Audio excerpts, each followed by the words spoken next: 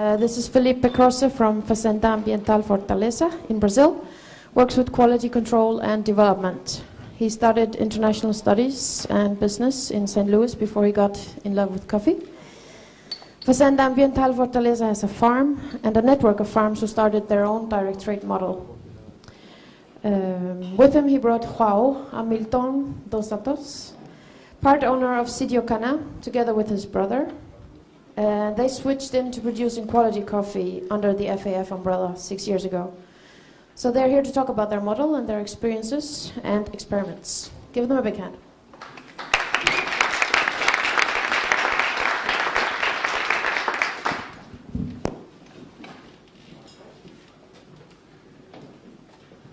So, good morning. Can everybody hear me?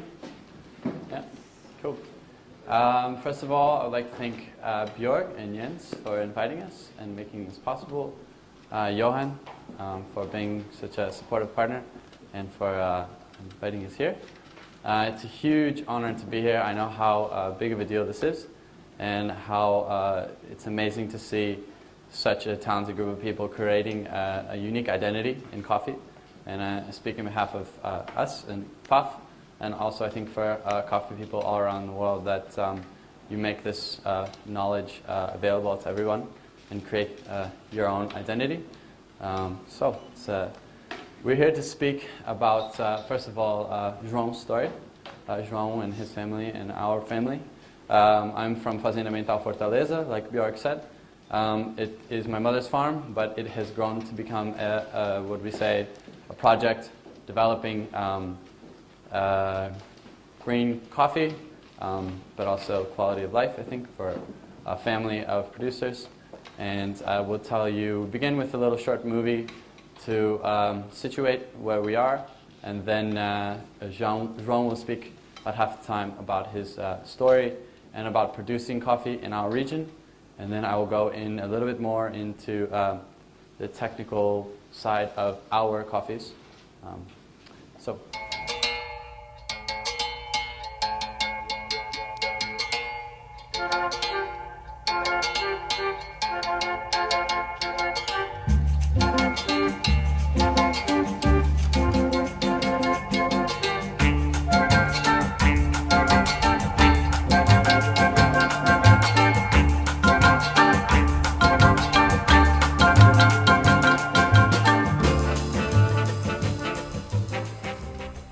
O Café João Hamilton, na verdade, ele faz 3 anos que a gente começou com parcerias, né? E uma delas, a mais importante, na qual faz a qualidade, é a Mãe Natureza. E quando algumas pessoas virem conhecer, vai sentir esse café bom, essa água limpa, esse ar puro que a gente está aqui, não desmatando, não, nada. Só simplesmente um café diferenciado no Brasil.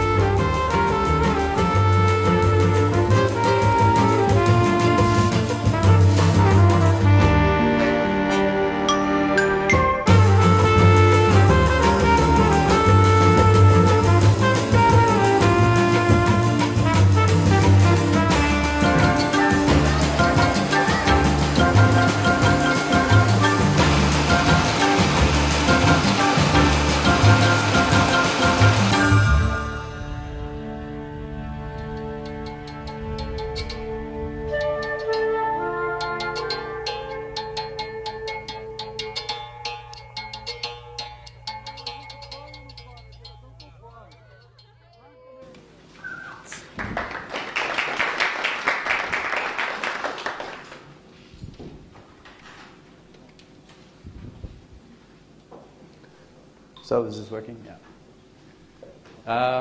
We're going to talk to you about our coffees, about crafting these coffees, and about crafting direct relationships between families of producers and roasters. And João Hamilton. Bom, eu sou produtor de café no Brasil e com o Sitio Canãa a gente está Mogiana, né, Mogiana Paulista, Caconde, né? E na verdade a gente no Brasil é especialista em commodity. So we are coffee producers in Brazil, in the region of Mogiana.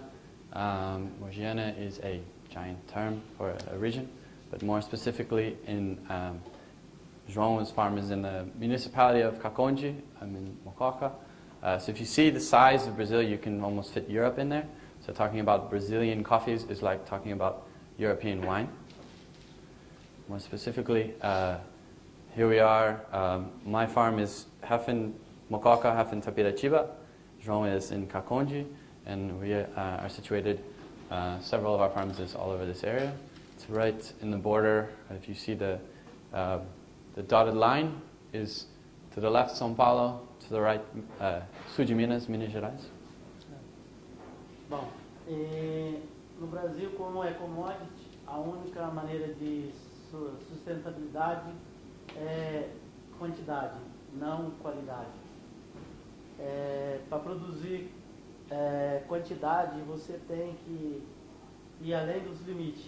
Você não pode esquentar com as próximas gerações, você vai ter veneno, química, veneno, e com nenhuma consciência das consequências para as próximas gerações. So Brazil is traditionally a specialist in commodity coffees. This means quantity. When you produce quantity, it's very hard to produce high quality. And in order for the commodity market, commodity producers to be economically sustainable, there is no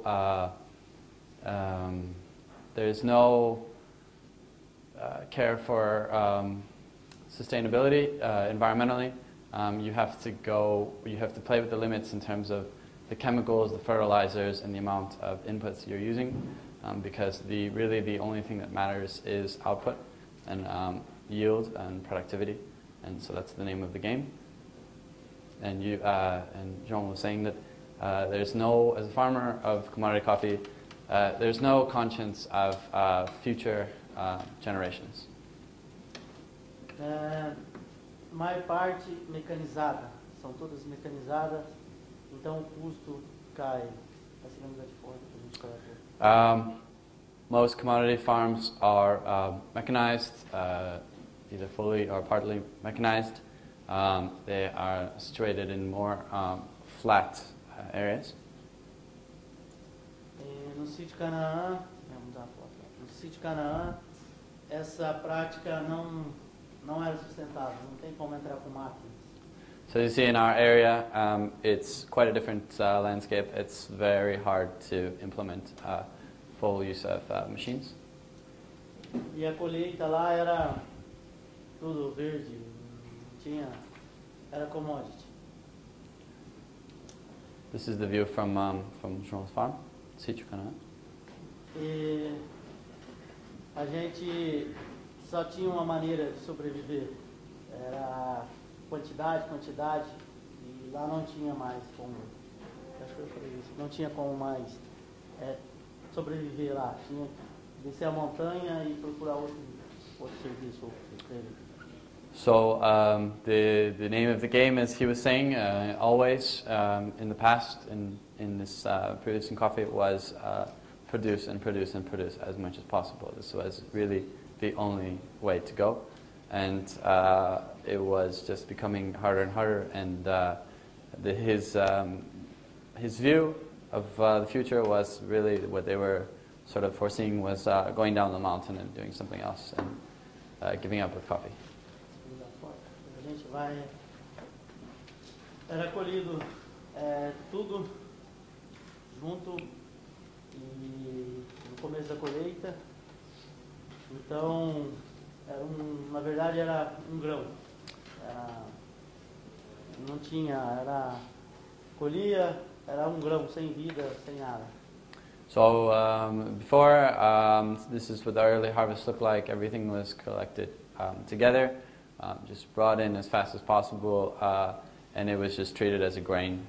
It's not really anything else. It's just you pick it, you put it, and you dry it. And also, você quer falar por que é tão verde no começo, por causa de mandioca, essas coisas? Sim. Começava cedo para pegar a mão de obra mais barata, então você tinha que colher verde para diminuir um pouco o custo da colheita. So farmers know, it's green is bad, cherries are good, but in the beginning it specifically looks like this because you have a lot of coffees to pick in a picking season, a short picking season, and labor is a serious issue, especially for us. So they would have to start as early as possible and do as much just within the family. And also, because labor is increasing such a shortage, there's poaching of labor, and there's there's a small force of labor, and all the best ones are taken right away. So people always anticipate the harvest so that they can secure a labor force. E no final da colheita, aí tinha pouco de verde, mas tinha muito café, era jogado no chão, era fermentado, embolorado, tinha. So you see the end of the harvest looks a bit, used to look a bit like this, still does in most places. You can see that you have a lot more ripe coffee, you also have some greens, and you also have coffee that was fallen off the tree on the ground, swept, and you have a big mix of things. And yeah.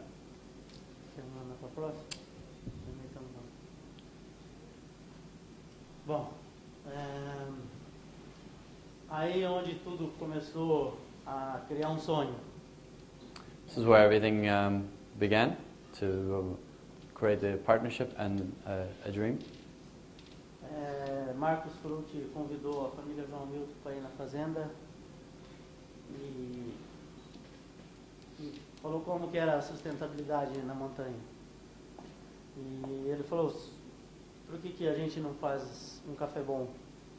E na hora ele ofereceu copo d'água. So, in the beginning, my father invited João and several farmers that we started working together to come to FAF and get together and start working together. And he started talking about sustainability in several meanings of the term, and asked everyone if they produced good coffee. And as is the tradition in Brazil, when you come to someone's house, you offer a coffee. My father offered everyone water. Quando aqui no Brasil o normal é você chegar e alguém já te oferecer café. Aquilo lá foi muito estranho pra gente. As in Brazil, he was saying that the tradition is to offer coffee when you arrive, and they all thought it was really strange, different to offer water. E ele perguntou quem que sabia fazer café. E todo mundo respondeu que sabia fazer café. So yeah, my father asked everyone who knows how to produce coffee, and everyone said, yeah, I know how to produce coffee. E água limpa, quem sabe fazer? And how about clean water? Se a gente vai trabalhar, quantos por cento tem de água numa xícara de café? Se a gente vai criar relacionamento, tem que saber cada parceiro que vai compor a xícara de café, no caso a água. So if we're going to work together, and we have to realize that how much of coffee is water, and if we cannot produce clean water, then how are we going to have clean coffee? Então a gente começou sonho e atrás de parceiros. Posso continuar? Pode. Porque a gente não sabia o que era café bom. E não sabia nem como fazer café bom. Então a gente, Marcos, começou a pegar informações de algumas pessoas que queriam estar interessado em café bom, como fazer café bom. So we began to create a dream of creating a quality product sustainably, socially, and through creating a network, working together, we decided to start creating high quality coffees. And I must stress, it's not like we at FAF knew how to create good coffee at the time. We actually went out and we were approaching you guys, roasters, and trying to get feedback and trying to access knowledge and do tests and try to figure out what it takes to create a good coffee. E como essa relação, se nós tínhamos sonho de fazer café bom, qual deles parceiros que ia acreditar na gente se já tinha Quênia, Panamá, Colômbia, realidade café bom? So one of the main hold-ups, one of the main issues that many of the people in the group had before they were to fully believe in this project was that, being Brazilian producers of Brazilian coffee, were people actually going to accept these products, and were there actually going to be buyers that would invest in all that it takes to do this when you can buy coffees from Kenya or Colombia or Rwanda, because the sense of pride, of producing a Brazilian product. Brazilian producers always thought that it was an inferior product to, Juan Valdez of Colombia. So. Se a fama do Brasil não interessava o trabalho que uma firma fizesse em cima daquele café, o próximo que chegasse e pagasse 10 centavos vendia para outro. Yeah. Always the tradition in selling coffee and sort of the custom, I guess, in the region was not to work together into selling coffee in a group. It was actually, if anyone would come along and offer 10 cents more, it would be like, okay, you can have it. Mas teve alguns parceiros que acreditou no trabalho.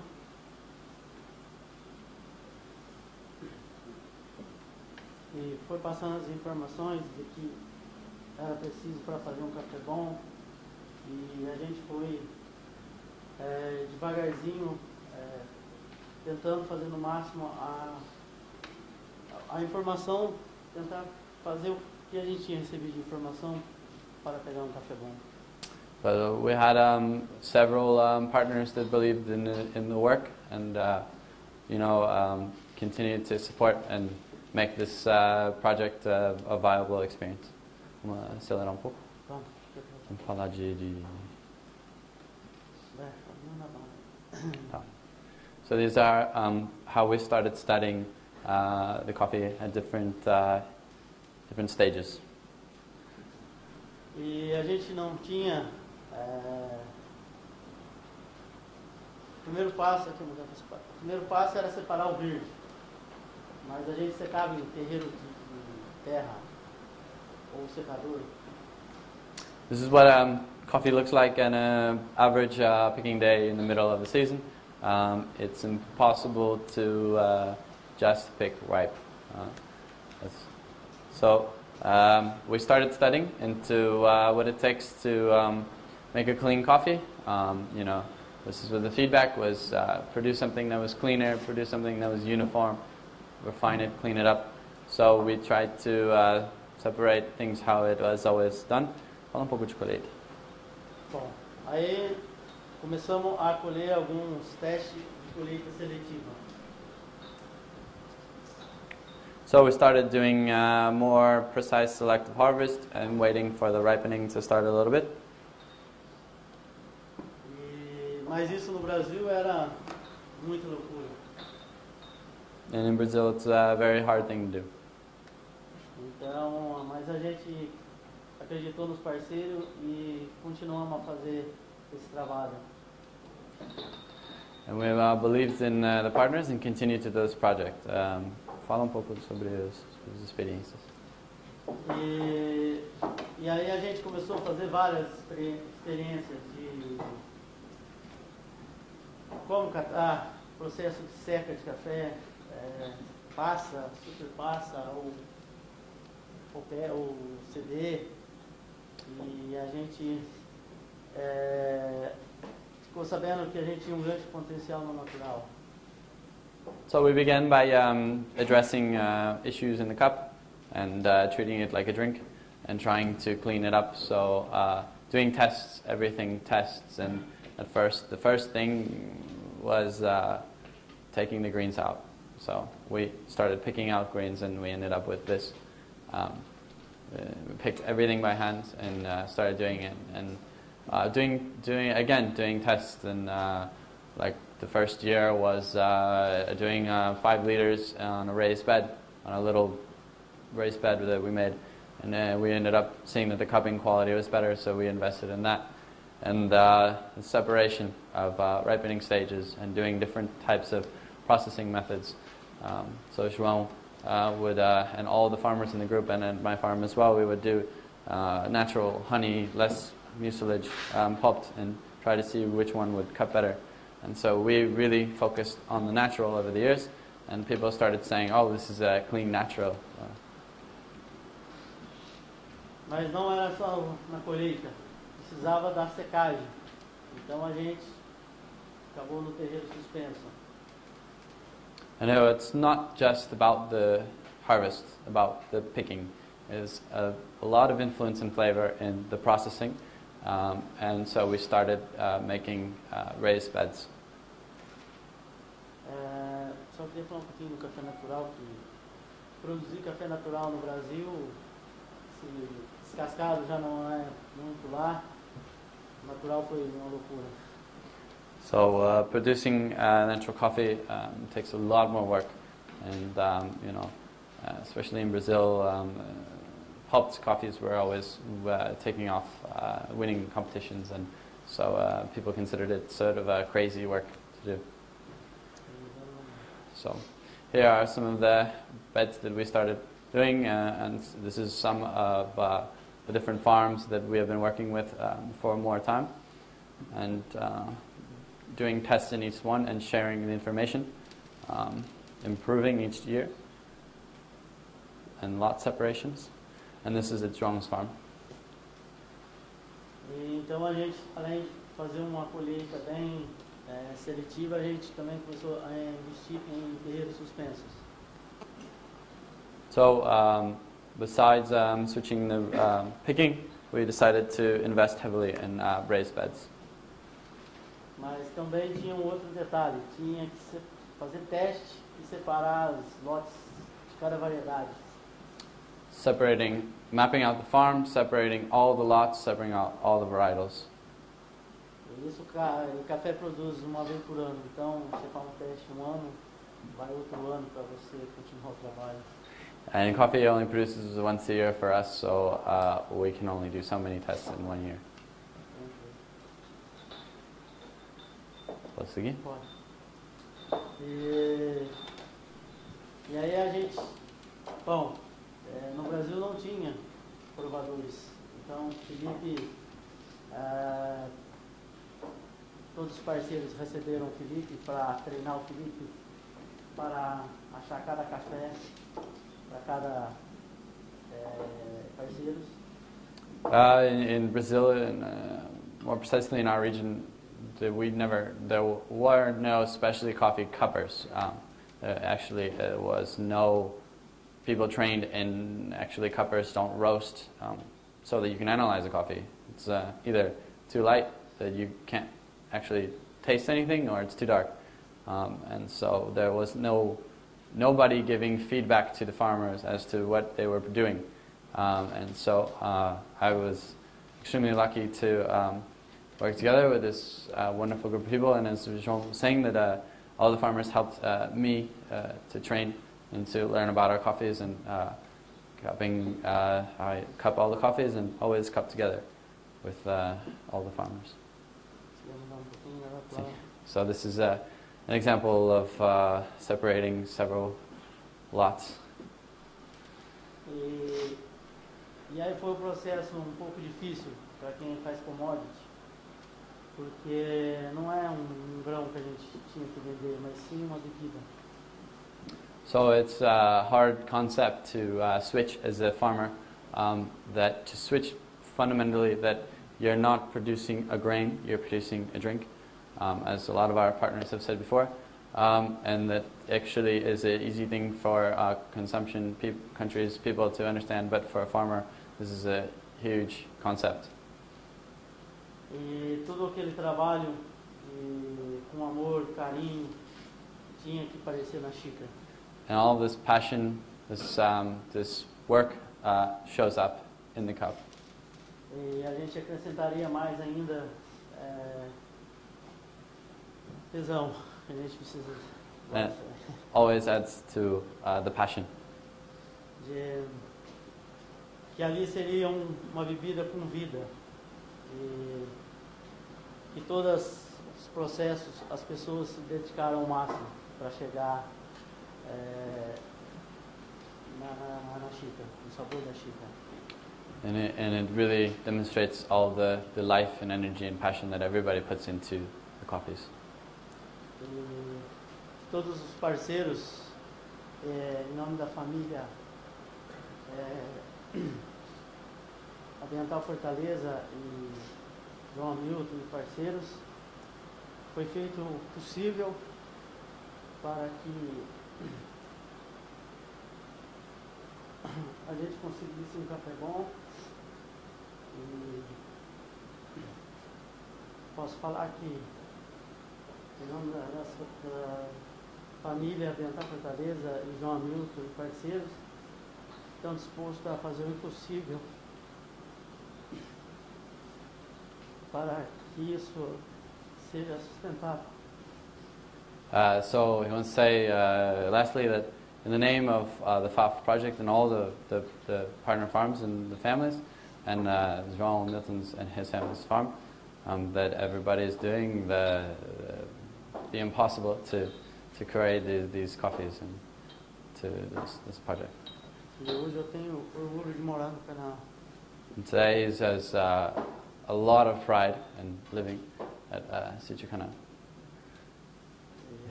Legal. So I want to talk a little bit. We're short on time, but I would like to go into a little bit about more technical things about our coffees. I can only speak about what I know about our coffees. First of all, this is about direct trade, sort of something that's been debated a lot recently. To us, direct trade means direct relationship and involvement from everybody that is involved in producing the coffee, and it starts in the people developing the coffees, the genetics, the producers, and it ends with the people that drink coffee. For us, it doesn't end until the last sip is drank, so it really continues to actually the barista. And there are many people involved, as I noticed from Morton's speech, that actually there are more steps than just the farmer to the buyer. There's actually, seems like processing stations are doing huge, important jobs. As producers of green coffee, we want to produce coffees that you desire to roast. So it's really important, and we spend a lot of time to try and analyze and try to get feedback and try to see what is it that you guys are looking for, what is it that you want. And I want to talk about crafting these coffees. I believe that if we're going to have sustainability in this industry, and it seems like it's really growing and a lot of people are interested in creating quality coffee, then it really has to move away from lottery. Good coffee is consistent, good quality coffee is crafted, it's produced. It's not just found with a cupping spoon. That might happen when the stars align, but if you're going to do it, you really have to combine two things that I believe is art and science of producing, as well as roasting, as well as brewing, as well as everything. Science to us is the know-how, the technology of what you're doing. And art is how you apply this, how you craft it, and to design the outcome. And you can do that in the producing stage in many, many ways. So I want to talk to you about how we have approached influencing flavor. First of all, I'm not a scientist. I'm not an agronomist. I'm just a taster. But this is sort of our experiences and what we've learned. So first of all, just to give you a little quick idea of how we work. We're working with Andreas, who's here, Cropster, and developing software into really analyzing data, because organizing is fundamental in trying to understand all of that's going on. So there's a couple of girls that work with me. The farmer brings the samples. They analyze density, humidity, the process method, everything about the coffee, put it into the system that we're still developing together. And I personally roast almost all the coffees and cup out of the coffees, and they come to me. And what I get is just a number, just an ID, and a humidity reading, a density reading, and a process. And then I know how to roast that. I roast that, and it goes to the cupping table. So almost all the time I don't know what I'm cupping. And I don't know until I put it into the system, which tells me what it is. So we try to be as blind as possible. When new farmers come to, just to give an example of a new farmer that we're working with who approach us, really our passion now is to spread the science of the know-how of producing coffee. This is, next to me is Coquinho. His name is Julio Mengali. He's a young, super energetic farmer who brought me samples, and we cupped, and he was like, I produce great coffee and I really want to work with you, and everything cupped in at like 75. And, but you can see potential through those things, and so I went and visited his farm, and we talked a lot about what he was doing, and a lot of it's not rocket science, it's in the cup. You can see that it's a sponge, and it really brings everything in. So the way I work is first taste everything, do lot separation, of course, and then do a test. So applying what we've learned, he visits João, who becomes a leader in his area, and a domino effect, as well as all the other farms that we work with. And we apply everything that we've learned, and we share. And this year, his average scores for about 30 lots. We selected out a few that had some problems, and the others, the average lot scores were 84, with some scores as high as 86. Some of the things that affect, and I won't go too much into this right now since we're short on time, is fermentation. Personally, and I can talk about this later, I personally think that coffee is a fermented beverage, unless you pulp it, take out all the mucilage, and put it in a mechanical dryer really fast. What happens is you allow for cultures to develop. This influences flavor.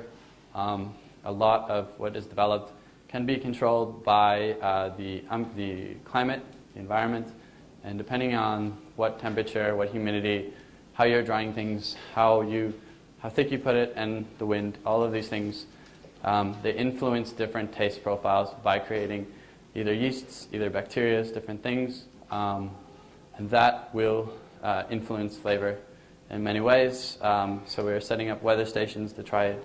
It's going to take years to try to understand. We do tests. This is something that was developed first by a farmer, that a good friend of ours who's also organic, Paulinho Almeida from Santa Terezinha. And so this is sort of at the end. This is something that we're working with. If you just have coffee on a raised bed, a lot of times the long raised beds at one end, you can have some moisture content at the other. So this really brings uniformity. This is one of the things that we're, for example, studying. It's you make a mound, and then you go down every once in an hour until it's a ring, and then you bring it back up, and you do this from like 18% humidity to 11, and this really brings more uniformity. So at FOF, this is where I live at the moment, and this is where for the past 4 years we have really been doing a lot of tests to just try and understand what we're doing. What are we doing? So this is the same coffee processed many different ways, just trying to understand what this does in the cup, and relaying this information using shade, anything that we can think of, really. Just quickly, for us, if we're going to be competitive and if it's going to be viable to produce coffee in Brazil, we can't have tons of people just sorting coffee. Also, as somebody who has produced coffee and done the work, it's not fun to pick beans. It's not a good job. I think we can evolve beyond that, so I don't see why we can't mechanize things. And I know as roasters you've probably don't really enjoy picking out Quakers. It's, you know, we can do more complex things than that. So this is something we're starting with. This is a machine that an engineer developed, and we've been using. It's an optical sorter. It has something. It reads 3 colors, so it can separate. And we're still too slow, but we're working. Basically, the outcome is separating the pickings. So, as the picture you saw before, you get everything on a tree. We need to pick as fast as possible, and our view is that sorting can really develop several different products. And the idea is not, we're not focusing on labels, we're not focusing on cherry, pasa, boya, whatever, I don't care. It's really just about moisture content, ripening state, and then we can develop different processing methods for each of these. And also, we are looking at density measures and also screen sizes so that everything can be separated and make more uniform lots, ripening stages. So, and to wrap up, I want to introduce 3 minutes. I'm going to introduce the cupping. So I brought to you guys today 7 coffees, and they are 6 of them are natural processed coffees. 1 is a pulped coffee. So there's 1 coffee that is the same coffee, pulped and natural. The others are all natural, and they're all different varietals. What I want to show you is that as we focus, a lot of the coffees that we do are naturals, that you can actually taste varietal difference in natural processed coffees, that they're very clean, that add complexity to the coffee. And I'm going to tell you a little bit about the story of how these coffees arrived in our region of Brazil and what their genetic makeup is. So the first step in influencing flavor is the DNA, the genetics. It holds the key to what you can do, and there are clear varietal tastes in the coffees. So in our coffees, the coffees that came to Brazil, as far as my knowledge, and I owe a lot of thanks to a good friend of mine, Gerson Gioma from the IAC of Campinas in Brazil, who was a genetic scientist and gave me a lot of information. Arabica coffees came into Brazil, the first one, 1727 through the Dutch. This Typica came through Sumatra, we believe, and it was a spontaneous mutation of the Typica and then selected for its size, which was bigger. So the first coffee that came was called Sumatra. It's a Typica. And then Red Bourbon came in around 1854. Caturra was a spontaneous mutation. It's a smaller Bourbon. So Sumatra is the first coffee that was planted in Brazil. It's an original lineage, well, spontaneous mutation of an original lineage. It was selected for its big size. It has an elongated bean. It's really good production. The beans are very uniform. It has a very big screen size, meaning as a coffee farmer, a lot of your coffees that are high-end are sold 16 and up. A high proportion of your coffees will fall into this category and get a higher price. It has good resistance to disease, and it's adapted very well, and something that we are investing in. The flavor profile, although changes from year to year, usually it really stands out. Has an accentuated acidity, floral notes, bright. I'm just giving very, very simple flavor profiles. Bourbon, Red Bourbon was the original. Yellow was a spontaneous mutation that developed over time. It's a tall plant, sensitive to disease, has low production, and a small screen size. Has really hard to take care of it, and it's hard to get high proportions of it that fall into that 16 and up. Flavor notes, accentuated acidity, brown sugar notes, light body. This is what I perceive in the coffees of Bourbon in our region. So in Brazil, you always had Sumatra and you had Bourbon. That was all you had for many, many years. And then all of a sudden, they found a new coffee that was a spontaneous mutation in a town that was called Mundo Novo. I don't know what it's called anymore, in the state of São Paulo, around 1945, 1950. And this was a 50-50 crossing that was just this really high production plant that was more resistant to disease. So this was a really huge success at the time. But it was really big and hard to pick, so they wanted to make a coffee that was Mundo Novo, but smaller and easier to work with. So they crossed it with Caturra, and this is today Catuai. Of course, every parents, you have different kids, and you have lots of different types of the same coffee, but this is the genetics of Catuai, developed in 1970. So, Catuai, high production, medium screen size, medium resistance to disease, small height, easy to pick, very sweet and juicy coffees, medium acidity, like really fruity, works really well as a natural, I believe. That's the second coffee that we'll be cupping, Sumatra and Catuai. Around the 70s, it was you were having lots of disease spread around the world, specifically leaf rust, and this was really a detrimental thing to the coffee production globally. So the scientists in Brazil decided to prevent this. It hadn't arrived in Brazil yet, but they wanted to produce something that was leaf rust resistant. So what they did was they wanted to splice their hybrid Robusta with Arabica. But Robusta, or Canephora, has 22 chromosomes, and Arabica has 44. So they created a plant called A. Robusta, and this was done by two ways. One was in a lab, which was a forced duplication, and the other one happened spontaneously in the island of Timor, which is a Portuguese colony. So you have two A. Robustas. A. Robusta is it's a strange-looking plant. It's very resistant. It made it possible to cross with Arabicas. You have the lines of F1, which were made in the lab, and you have the HT hybrid of Timor. Resistant,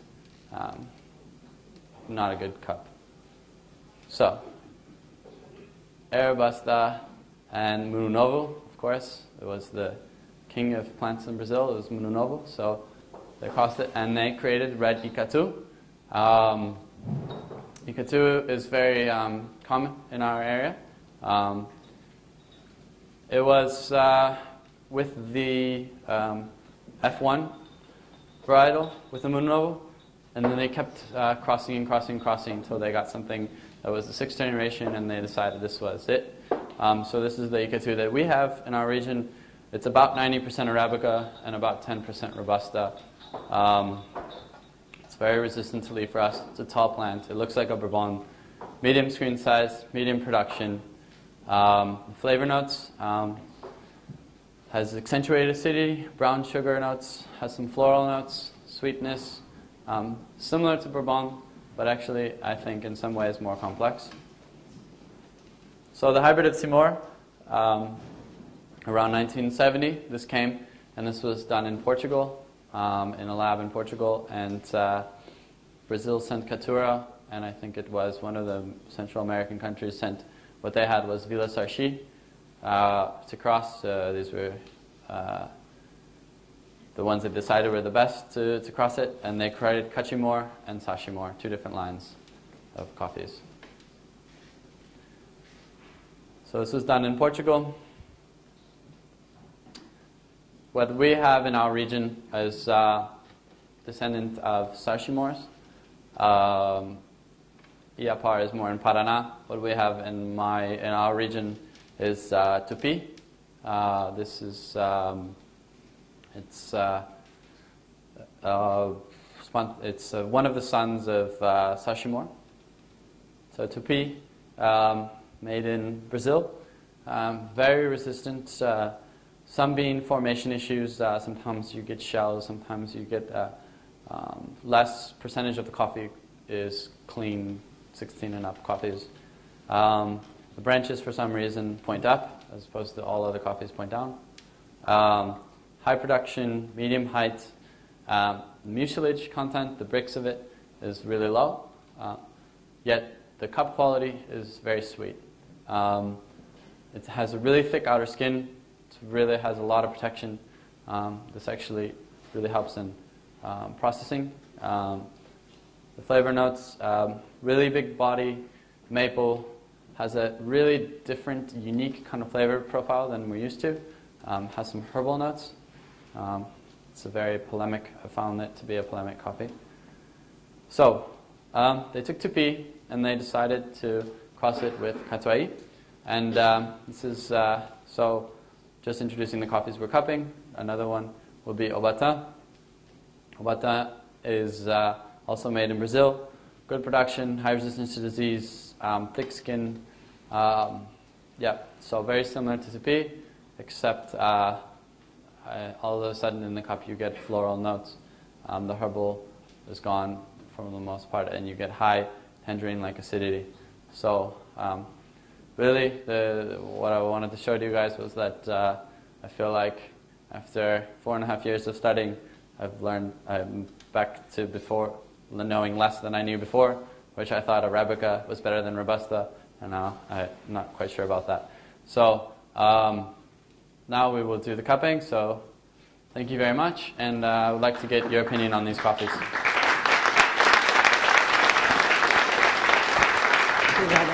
Sweet. Thank you. Please.